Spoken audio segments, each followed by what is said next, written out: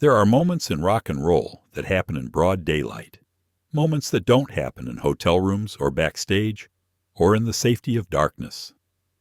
Moments when the chaos that usually stays private spills out onto sacred ground at 3 in the afternoon. This is one of those moments. February 19th, 1982. San Antonio, Texas. Alamo Plaza. The sun is high. Tourists are everywhere. And walking through the plaza in a green evening dress, drunk enough that he can barely stand, is Ozzy Osbourne. He doesn't know where he is. Not really. Somewhere in his mind, blurred by vodka and pills and the grinding exhaustion of a tour that's already been a disaster, he thinks he's found a quiet spot, an old wall, somewhere he can relieve himself without anyone noticing. But this isn't just any wall. This is the Alamo Cenotaph, a 60-foot memorial to 189 men who died defending Texas. And by the time Ozzy realizes what he's done, there are police officers walking toward him. And the green dress Sharon hid his clothes to prevent exactly this kind of thing isn't saving him now. This is the true story of the day Ozzy Osbourne got arrested at the Alamo. Not the legend, not the meme, the actual day. What was happening on the Diary of a Madman tour that made this inevitable. Why Sharon was hiding his clothes in hotel rooms like a parent hiding car keys from a teenager. The 3 hours between the arrest and showtime that somehow still resulted in a concert. And the riot that happened that night when 24 people got arrested and 11 windows got smashed at HemisFair Arena. Because the arrest wasn't the end of the story. It was just the beginning of the worst night San Antonio had seen in years. Let me take you back, not to the plaza, to the tour. Because to understand why Ozzy was wandering drunk through downtown San Antonio in his wife's dress, you have to understand what the Diary of a Madman tour had become by February 1982. It wasn't a tour anymore. It was a rolling disaster. A machine that was still moving, but barely holding together. And everyone involved knew it was only a matter of time before something catastrophic happened. January 1982. Des Moines, Iowa. Ozzy bites the head off a bat during a concert. The bat is real. Rabies shots follow. The headlines explode. It's not planned. It's not a stunt. It's just Ozzy, drunk and disoriented, making a split-second decision that defines him forever. But for the people on that tour, the bat incident isn't shocking. It's predictable.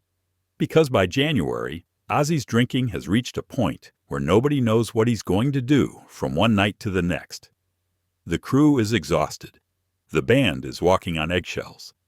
And Sharon Arden, his manager, and the woman who will eventually become his wife, is trying to hold it all together with willpower and damage control. Sharon's strategy by February is simple. When they check into hotels, she hides Ozzy's clothes. All of them. Pants, shirts, shoes, everything. Because if Ozzy wakes up drunk or decides to go wandering, he'll have to make a choice.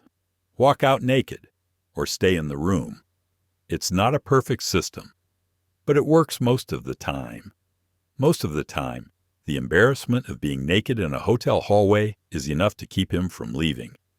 Most of the time, he stays put.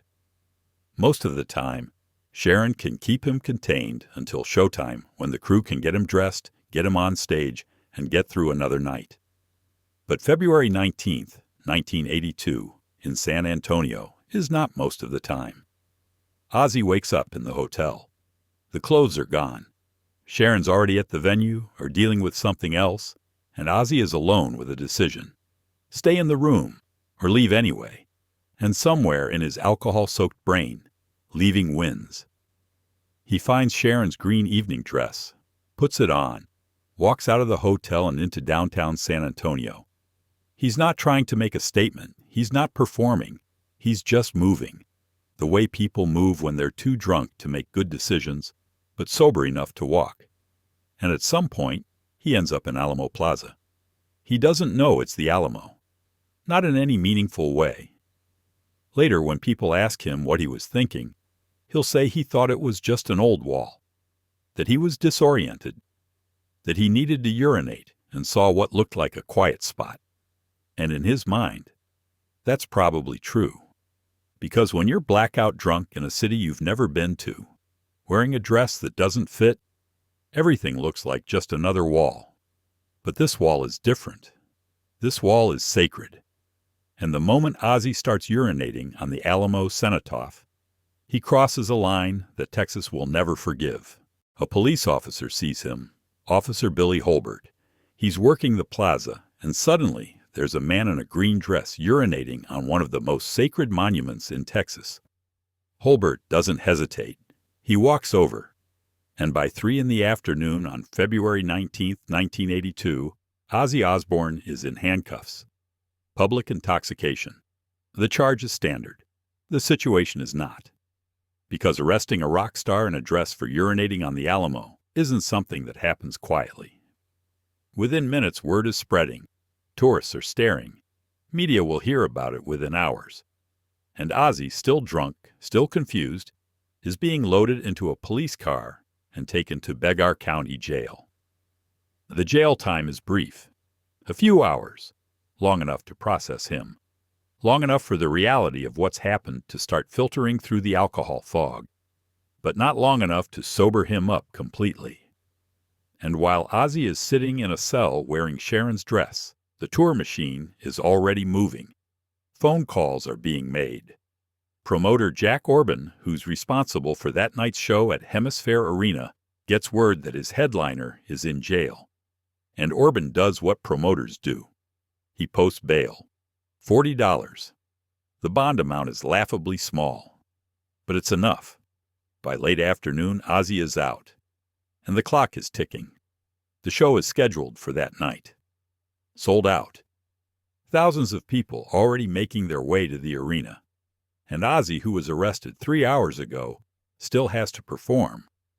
What happens between the jail and the venue is a blur of logistics.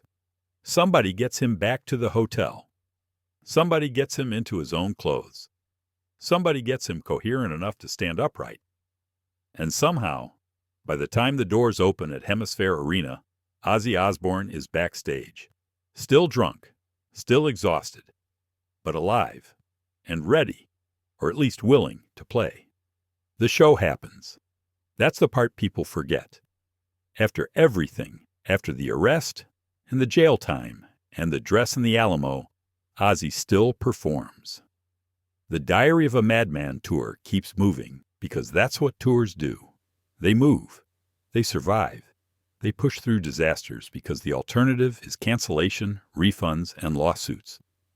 So Ozzy walks on stage that night, and for 90 minutes, he's not the guy who got arrested. He's not the guy in the green dress. He's Ozzy Osbourne, performing for a sold-out crowd in Texas. And the crowd, the ones who got inside, love it. But outside, things are falling apart. The show is sold out, completely. And that means there are people who can't get in. A lot of people.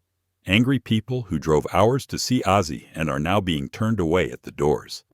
And anger, especially in a crowd that's already worked up about the arrest, doesn't stay contained. It spreads, gets louder, gets physical. By the time the concert is halfway through, there's chaos outside HemisFair Arena. People are throwing rocks. Windows are being smashed. 11 full-sized windows shatter. Glass everywhere. Security is overwhelmed. Police are called. And by the end of the night, more than 20 people are arrested. Not for ticket scalping, not for minor disturbances, for violence, for property destruction, for the kind of chaos that gets labeled a near riot in the next day's newspapers. Inside the venue, Ozzy finishes the show. He doesn't know about the windows, doesn't know about the arrests, doesn't know that outside, San Antonio is deciding that Ozzy Osbourne is never welcome again. Because the arrest was bad, the dress was embarrassing, the Alamo is sacred. But the riot? The riot is what turns this from a scandal into a ban. The city doesn't just want Ozzy gone. They want him gone forever. The headlines the next day are brutal. Not just local, national. Ozzy Osbourne, arrested at the Alamo in a dress. The story is too perfect, too absurd, to Texas. And when a reporter catches up with Ozzy, still drunk, or maybe drunk again, and asks him about it, Ozzy delivers the line that seals his fate.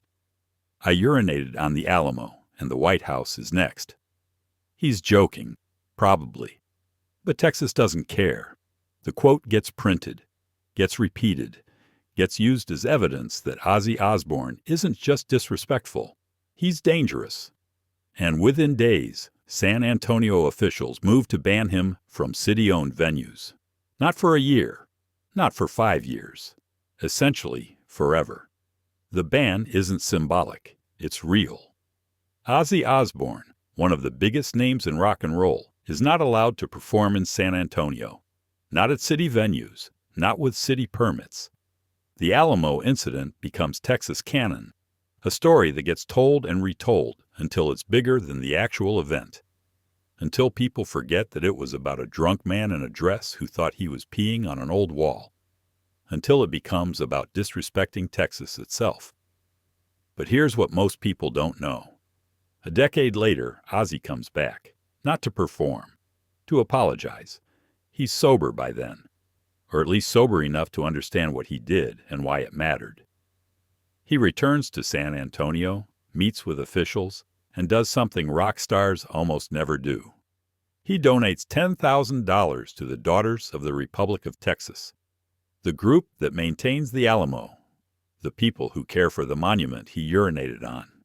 It's not just about the money, it's about the gesture, the acknowledgement, the willingness to say, "I was wrong, I'm sorry, I want to make it right." And it works. The ban is lifted, not officially, not with fanfare, but quietly.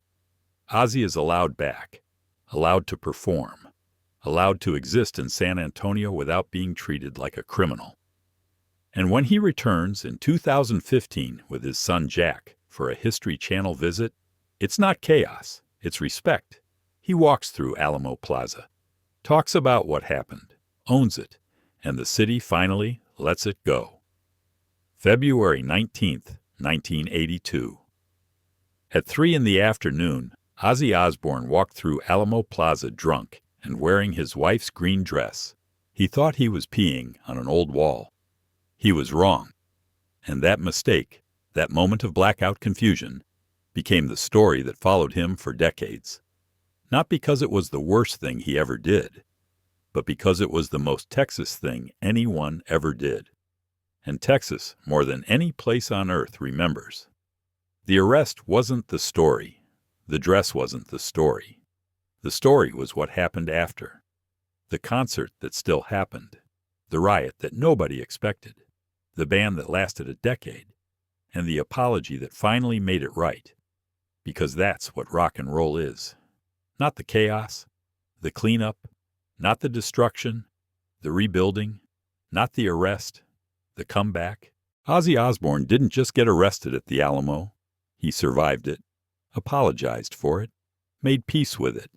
And decades later, when people ask him about the dress, about the arrest, about the worst day of the Diary of a Madman tour, he doesn't run from it. He owns it, because owning your mistakes is the only way they stop owning you. On February 19th, 1982, Sharon Arden hid Ozzy's clothes to keep him safe. And Ozzy walked out anyway in her green dress and made a mistake that became Texas legend. But the real story isn't the arrest. It's what came after. The show that still happened. The riot nobody saw coming. The ban that lasted a decade. And the man who came back, sober and sorry, to make it right.